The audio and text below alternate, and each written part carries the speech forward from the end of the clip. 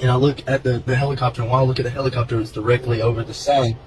And then when I said that, I said it before it even happened. I said, Jesus is coming. And what happened, the whole skies, boom, split apart. And they just, everything, like it was like the sun went around all the, like the whole earth. Like it was weird. But after that happened, I remember crying. And I was holding Luke, and he's like, Roman, what is going on?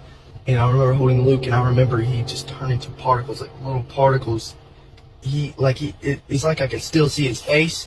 It was just little bright particles though. They weren't, like you could still see him, and hug him before they leave. And like all these particles went up in the air, and I remember seeing all these other particles like join him in the air.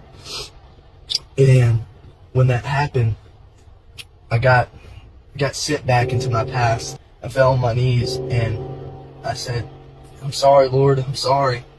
And that's when he took me back from my past, and he said, you should have been like that guy.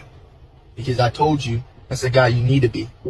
I put you here for a reason, and it wasn't no mistake. It was like little videos, like of me, like in this, like it was at school, it was at the workplace I was working at, just little images of me working, and I wasn't doing anything sinful, and I was always doing the right thing, reading my Bible. And he said, you should have been like that guy. Because if you would have been like that guy, there would have been other people been saved. Because of you, now they're not saved. It was a very scary day. I don't know when that day is coming, but that day was so scary. It was really something amazing though, to be honest with you, to witness. I mean, I guess to scare me and to make me realize who the person I need to become and what I need to do. Because, I mean, nobody wants that day to come. Nobody wants, the Lord coming back. Everybody wants to just live on their lives, but that's not the part of it. The part is you to get prepared for him to come back. The God has called you to be.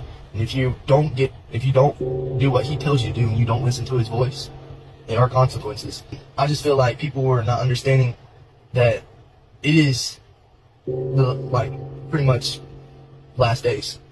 God gave us the fivefold ministry: apostle, prophet, evangelist, pastor, and teacher. And if you don't fit into one of those categories, and God hasn't called you into one of those categories, he has called every single Christian into the category of witnessing and sharing Jesus. And yeah, that takes some getting out of your comfort zones.